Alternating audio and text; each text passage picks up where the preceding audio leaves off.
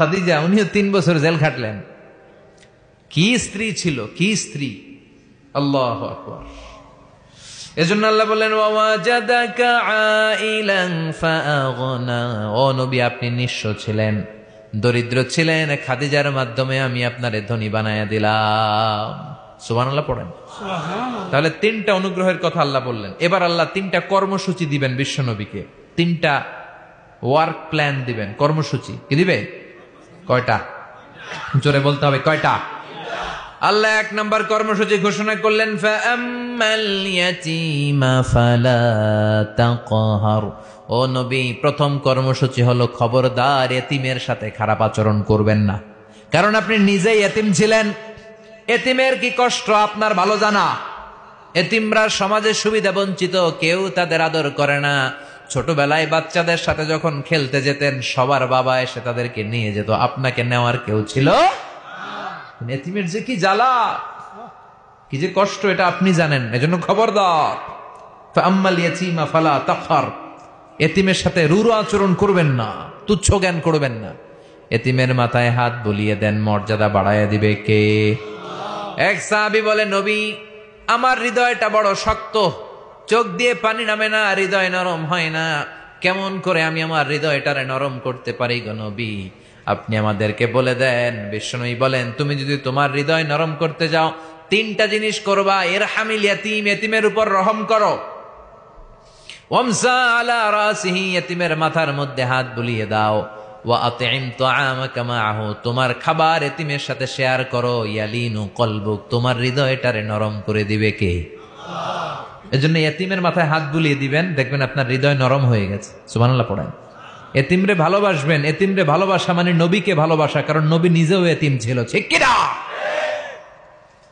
অনেকে এতিমরে ভালোবাসা তো দূরের কথা, এতিমের সব খায়া ফেলায়। এরকম ডাকাইতে আছে না নাই? টেকনাফে নাই? ইন্নাল্লাযীনা ইয়াকুলুনা আমওয়ালাল ইয়াতামা যুলমা ইন্নামা ইয়াকুলুনা ফী বুতুনিহিম নারা ওয়া সায়াসলাউনা সাঈরা।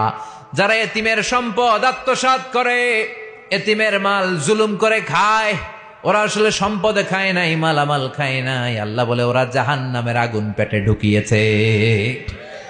ওরা জাহান্নামের আগুন পেটে ঢুকিয়েছে, মরার পরে ওরা টের পাবে। এরকম কিছু নাদান খাবিস আর ডাকাত আছে না নাই? এতিমের দায় দায়িত্ব দেওয়া হয়েছে তার উপর, তার সম্পদ সব নিজের নামে লিখে নিছে, সব মেরে দিয়েছে। এদের নামে আল্লাহ কোরআন একটা সূরা দিয়েছে, সূরাতুল মাউন, ঠিক কিনা? আরাআইতাল্লাযী ইউকাযযিবু বিদ্দীন ফাযালিকাল্লাযী ইয়াদউল ইয়াতীম। ও নবী, তাদের ব্যাপারে বলেন যারা দিনকে অস্বীকার করে, তারা এতিম দেখলে আদর করে না, ঘাড় ধাক্কা দিয়ে বের করে দেয়। আছে না নাই? বিশ্বনবীরে বললেন, নবী খবরদার, এতিমের সাথে খারাপ আচরণ করবেন না, এতিমরে ভালোবাসেন। বিশ্বনবী এতিমদেরকে ভালোবাসতেন, কারণ উনি নিজেই এতিম ছিলেন, ঠিক কিনা? আর বিশ্বনবী বলতেন, আনা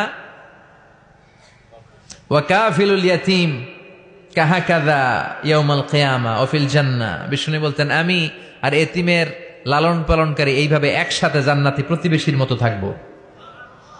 এই 2 আঙ্গুল যেমনি একসাথে, আমি আর এতিমের লালন পালনকারী থাকবো একসাথে।